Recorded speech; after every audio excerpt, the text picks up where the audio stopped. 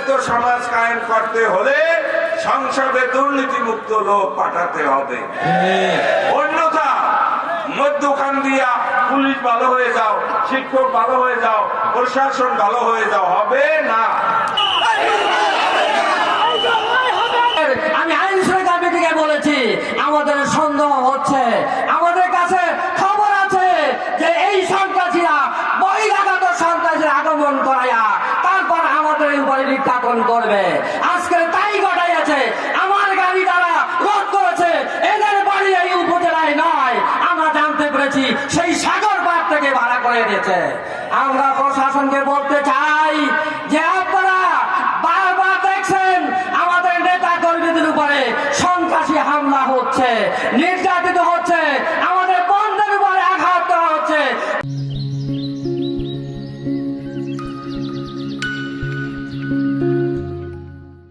বন্ধের ইজ্জতের উপরে আঘাত হানা হচ্ছে। আপনারা আমাদেরকে থামতে বলেছেন, আমরা বারবার ধৈর্য ধারণ করেছি।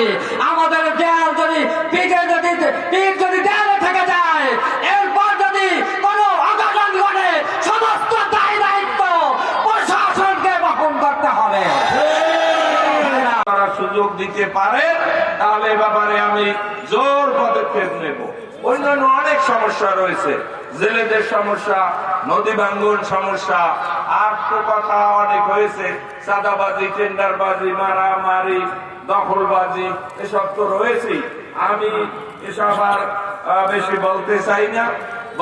পাথরঘাটার সরকারি যে কলেজটা সবচেয়ে পুরানা সেটা সরকারিকরণ হয়নি। কেন হয়নি আপনারাই জানেন। এর ব্যাখ্যা দিতে গেলে আমার হাতে সময় কম, কিন্তু এটা একটা বৈষম্যের শিকার। ভাইরা আমার, যে বিপ্লবটা জুলাই আগস্টে হয়েছে তার উদ্দেশ্য ছিল একটা দুর্নীতিমুক্ত সমাজ কায়েম করা। দুর্নীতিমুক্ত সমাজ কায়েম করতে হলে সংসদে দুর্নীতিমুক্ত লোক পাঠাতে হবে।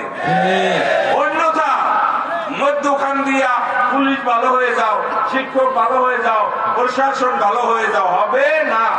তার কারণ যারা নীতি নির্ধারণ করে, মন্ত্রী মহোদয় যদি ভালো হন, সচিব অটোমেটিক ভালো হতে বাধ্য। এভাবে প্রতিটি ডিপার্টমেন্টে দুর্নীতি আমাদের দেশকে এমন ভাবে ছেয়ে ফেলছে যার কোনো ব্যাখ্যা বিশ্লেষণ নেই। ভাইয়েরা আমার, দুর্নীতি মুক্ত করতে হলে দুর্নীতি মুক্ত দিতে হবে। তাই আপনারা দল মত নির্বিশেষে, জাতি ধর্ম নির্বিশেষে সবাই আগামী 12ই ফেব্রুয়ারি দাঁড়িপাল্লার পক্ষে, আমার পক্ষে রায় দিয়ে আগামী দিনের সুন্দর ভবিষ্যৎ গড়ার সুযোগ আমাদেরকে দান করবেন। ভাইয়েরা আমার, সময় আমাদের সংক্ষিপ্ত, তাই অনেক কথাই বাকি থেকে যাবে। আমি প্রশাসনকে আহ্বান জানাই, আজকে পর্যন্ত যা হয়েছে আগামী দিনের জন্য এরকম আর কোনো কিছু না হয়। যদি এগুলো আপনারা ঠেকাতে না পারে তাহলে পাথরঘাটায়, বরগুনায় আপনাদের প্রয়োজন নেই। আপনারা বরগুনা ছেড়ে যান, পাথরঘাটা ছেড়ে যান। শুধু মিষ্টি মিষ্টি কথা আর কাজের বেলা যা হওয়ার হয়েই যাচ্ছে। এই ব্যাপারে আপনারা আমার এই সমাবেশ থেকে যাওয়ার পথে পুনরায় যদি একটা লোকের গায়েও ছোঁয়াও লাগে, তাহলে আমরা কিন্তু আর এভাবে শান্তির পক্ষে থাকতে পারবো না। আমাদেরকে প্রতিরোধ গড়ে তুলতে হবে ইনশাআল্লাহ।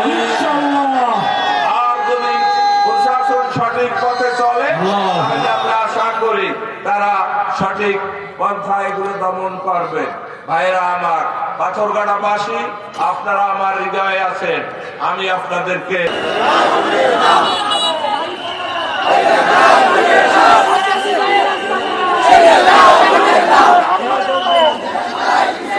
We can't